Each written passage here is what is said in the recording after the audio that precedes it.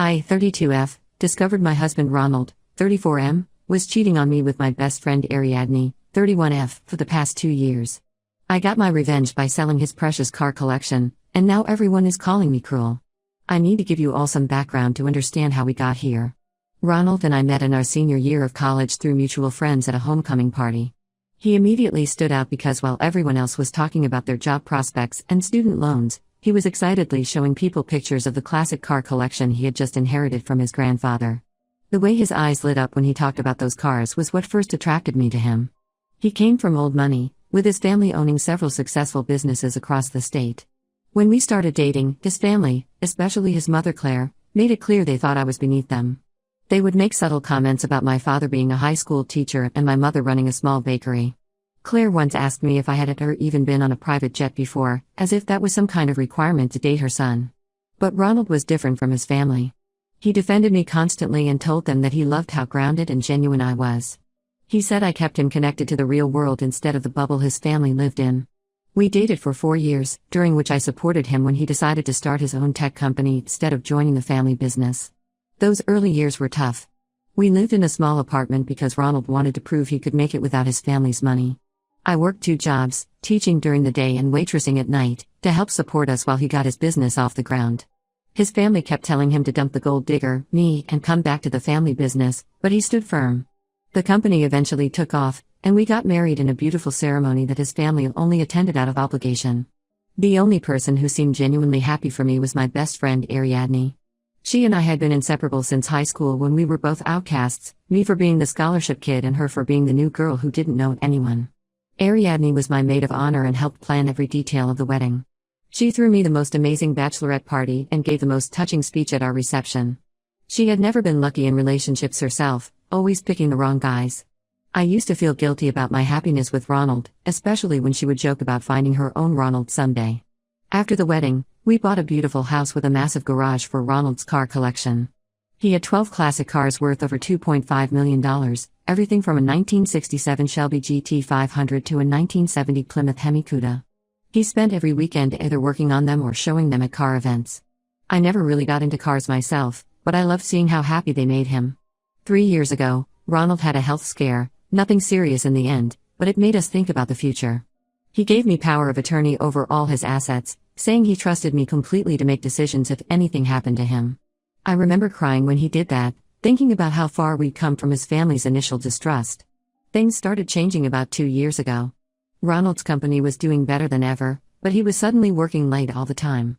He said they were working on a revolutionary new product that required extra hours. I believed him because why wouldn't I?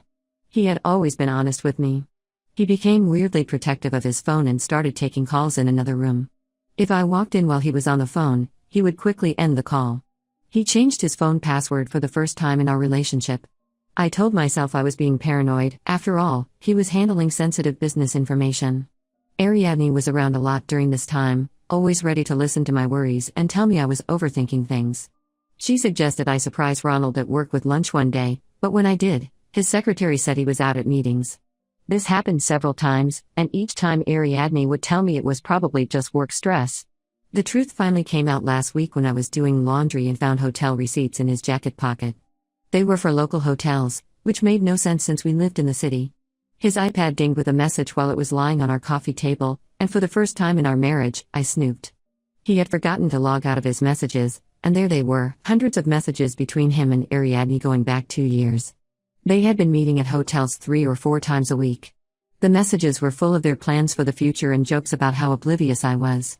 Ariadne called me a trusting fool, and Ronald replied that's why he married me, because I never questioned anything. I felt physically sick reading their messages. They had been sleeping together in our house when I was at my parents' place. They met up before and after our weekly family dinners. The worst part was reading how they would laugh about my total trust in both of them. Instead of confronting them immediately, I decided to hit them where it would hurt most. Ronald's precious cars were his true love. He spent more time with them than with me anyway. I spent a week quietly contacting collectors and specialty car dealers.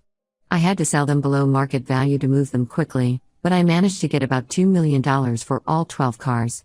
I transferred the money to a new account in my name only, which I had the right to do thanks to the power of attorney he had given me.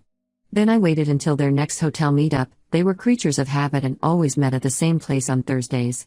I went to the hotel, explained to the manager that I was his wife, and got access to their room. I filmed them together, making sure to get clear shots of their faces. Then I sent the video to his family, his business partners, our friends, and Ariadne's family. When Ronald came home that night, he found empty spaces in his garage and a note that simply said, "I know everything." He went completely insane, calling and texting me hundreds of times. His family is threatening every kind of legal action imaginable, and Ariadne's family won't even speak to her. My own family is divided. My mom and sister say I should have just filed for divorce, while my dad and brothers think Ronald got what he deserved. Some of our friends say I went too nuclear by involving his business partners, but I wanted everyone to know exactly what kind of people they are. Ida for destroying his most prized possession after he destroyed my trust and marriage? Update 1 first, I want to thank everyone for their support on my original post. A lot has happened in the past 2 weeks, and the situation has gotten even more complicated than I imagined. After I sold Ronald's cars, he tried to freeze all our joint accounts, but I had already moved most of our shared money. I left enough to cover our regular bills because I'm not completely heartless, but I made sure he couldn't touch the car money or our main savings. His family is beyond furious. Apparently, several of those cars had been in their family for 3 generations. His grandfather had specifically mentioned in his will that the cars should stay in the family, though legally they belonged to Ronald. Claire, my mother-in-law, showed up at my workplace screaming about family legacy and how I had no right to sell pieces of their family history. My co-workers had to call security to remove her. She kept yelling that I was nothing but a gold digger who finally showed my true colors. The irony of her accusations wasn't lost on me, considering what her precious son had been doing. But the biggest twist in this whole mess came 3 days ago when I received a message from a man named John. He introduced himself as Ariadne's husband. Yes, you read that right. Ariadne has been married for the past 5 years. She had kept it hidden from everyone except her immediate family, claiming she and John had to keep their marriage private because of his job in government security. John found out about the affair through the video I sent to Ariadne's family. Instead of being angry at me for exposing everything, he reached out to help.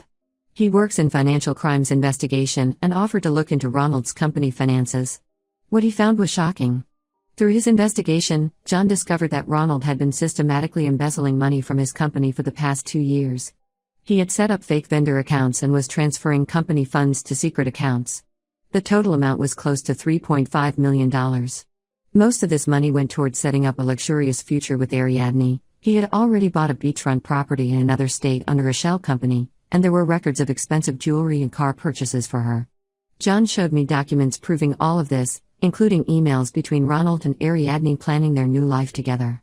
They were going to wait until Ronald's latest project launched, take the company public, cash out his shares, and disappear together.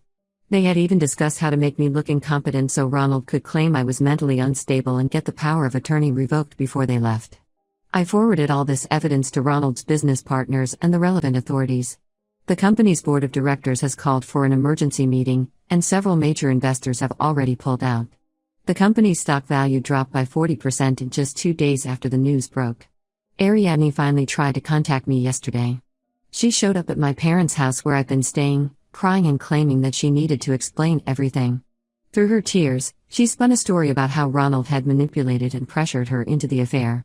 She said he threatened to ruin John's career if she didn't comply, and that she was going to tell me everything soon. I didn't believe a word she said, but I let her talk while secretly recording everything on my phone. Her story kept changing. First Ronald forced her, then they fell in love, then she was going to end it but he wouldn't let her. She finally broke down and admitted they had been planning to run away together all along. I sent the recording straight to John's divorce lawyer. Ronald's family tried to negotiate a deal through their lawyers. They offered to forget about the cars and drop any potential lawsuits if I signed a non-disclosure agreement about the embezzlement. They're desperate to keep this quiet because it could affect their other family businesses. I declined their offer. The truth deserves to come out. Claire showed up at my house again, this time much calmer. She actually tried to cry, talking about how this scandal would destroy their family name and begging me to think about Ronald's future. I reminded her of all the times she had called me a gold digger and treated me like dirt. I asked her how it felt knowing her son was the real thief in the family. She left without saying another word. The most surprising support has come from Ronald's younger sister Emma. She reached out to tell me that Ronald had stolen and sold one of their mother's expensive necklaces years ago but blamed it on the housekeeper, who was fired. She said she had always suspected Ronald wasn't the golden boy everyone thought he was. Some of our mutual friends are starting to choose sides. A few have blocked me on social media, saying I went too far by destroying Ronald's company. Others have completely cut off both Ronald and Ariadne, disgusted by their behavior. Most people seem shocked that Ariadne managed to hide a whole marriage for 5 years. I haven't decided if I'm going to press charges about the embezzlement. Part of me wants to let the board of directors handle it, but John says I should pursue it legally since some of that money came from our joint accounts. My lawyer says I have a strong case, but I'm tired of all the drama. Right now, I'm just focusing on moving forward with the divorce proceedings. I'll update again when there are more developments. The investigation into the company is still ongoing, and I have a feeling there's more yet to come out. Update 2: Things have escalated far beyond what I ever expected. The investigation into Ronald's company has revealed a massive web of fraud that makes the affair look like a minor issue in comparison. It turns out Ronald wasn't just embezzling money for his future with Ariadne, he had been running an elaborate scheme with fake vendor contracts for years. 3 of his top executives were involved, and they had been siphoning money through a network of shell companies. The amount is now estimated to be closer to $8 million, not the $3.5 million we initially discovered. The scandal hit the local news last week. Ronald's face was on the front page of the business section, and several financial news websites have picked up the story. His family can't sweep this under the rug anymore. Their other businesses are being affected, people are pulling investments, and longtime business partners are distancing themselves. Ariadne has been spiraling since everything came out. She moved in with her sister after John kicked her out and changed the locks. According to mutual friends, she's been telling everyone who will listen that Ronald promised to leave me years ago but kept making excuses. She claims they were truly in love and that I'm just being vindictive because I couldn't handle the fact that Ronald had fallen for someone else. The most ridiculous part is that some of our friends have actually taken her side. My former college roommate Lisa called me to say I should have just filed for divorce like a normal person instead of destroying multiple lives. She said I let my anger cloud my judgment and that selling the cars and exposing the affair to Ronald's business partners was unnecessarily cruel. I reminded her how she felt when her ex cheated on her in college, but she said this was different because Ariadne was my best friend and now both of them had lost everything. Ronald's lawyers are still sending threatening letters about the cars, but my lawyer says they don't have a case. The power of attorney was ironclad and Ronald had explicitly given me authority over all his assets. They tried to argue that the cars were family heirlooms and should have been excluded, but there was nothing in writing to support this. The money from selling the cars is safely invested now. I'm using part of it to start my own marketing consultancy, something Ronald always discouraged because he said it would reflect badly on him if his wife worked for herself instead of staying home or working for his company. Several of his former clients have already reached out to potentially work with me. His mother Claire had a complete meltdown at a charity event last weekend. She started screaming at one of her friends who had just hired me to handle their company's rebranding. She called me a vindictive witch who was trying to steal her son's clients. Security had to escort her out. The video went viral in our social circle, and now even some of her closest friends are avoiding her. The investigation has also revealed that Ariadne wasn't the first. 2 former employees have come forward claiming Ronald had affairs with them and then paid them off when they threatened to tell me. He used company money for the payoffs, listing them as consulting fees in the books. His executives covered it up because they were all involved in the larger embezzlement scheme. Ronald's younger sister Emma has been feeding me more information about his past behavior. Apparently, this pattern started in college. He would charm people, use them, and then discard them when they were no longer useful. His family covered up several incidents involving female students who had complained about him to the university. The most satisfying development is that Ronald's partners are turning on each other. His CFO made a deal with the investigators and provided documents showing Ronald was the mastermind behind everything. In return, he got a written statement from the board that he had been manipulated into participating. Ronald's lawyer tried to claim the CFO was lying to save himself, but the evidence is pretty damaging. Ariadne attempted to contact me again through a fake social media account. She wrote a long message about how she never meant for any of this to happen and that Ronald had promised her a beautiful life together. She said they had planned to get married once his divorce from me was finalized, and she had already picked out her wedding dress. I didn't respond, but I did forward the message to John's lawyer. I've stopped following the news about Ronald's company and the investigation. My therapist suggested focusing on my new business and moving forward instead of getting caught up in their drama. The only updates I get now are from my lawyer, who says both criminal and civil charges are likely coming soon. Some people still think I went too far, but I don't regret anything. They chose to play stupid games, and now they're winning stupid prizes. Update 3: The divorce was finally settled last week, and I can honestly say it was worth every penny I spent on lawyers. Ronald's legal troubles meant he couldn't fight too hard about the cars or other assets. His lawyers advised him to settle quickly to show cooperation before his criminal trial. The prosecutor's office has filed multiple charges against Ronald for embezzlement, wire fraud, and falsifying business records. He's looking at significant prison time if convicted. Most of his former friends and business associates have completely abandoned him. Even his country club membership was revoked, which apparently bothered him more than the criminal charges. Ariadne's life has completely fallen apart. After John finalized their divorce, she tried to reconcile with him by sending him a 30-page letter explaining how Ronald had seduced her and promising she had changed. John responded by having his lawyer send her a cease and desist letter. He's now dating a lawyer he met during the divorce proceedings, and they recently bought a house together.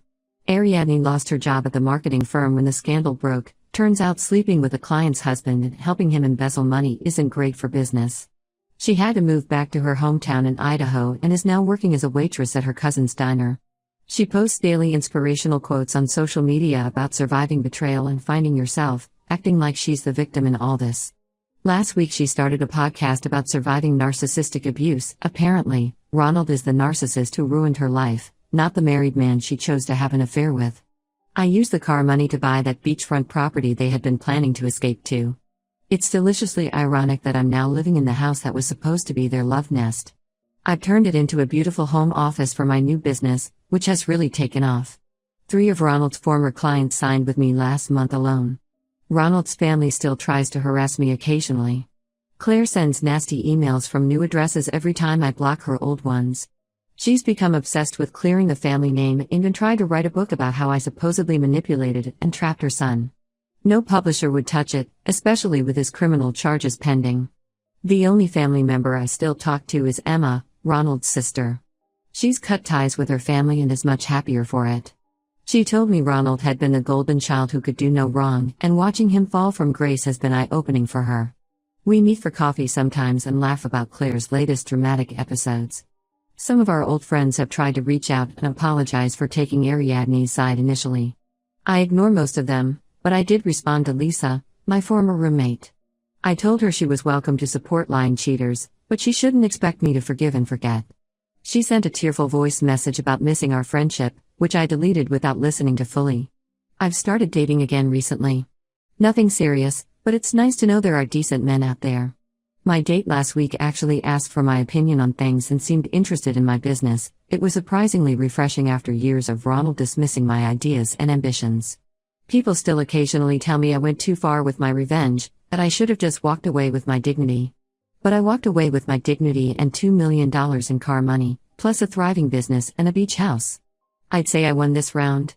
For those wondering if I regret anything, absolutely not. The best revenge isn't just living well, it's living well in the house your cheating husband bought for his mistress while he prepares for his criminal trial. Karma really does come through sometimes.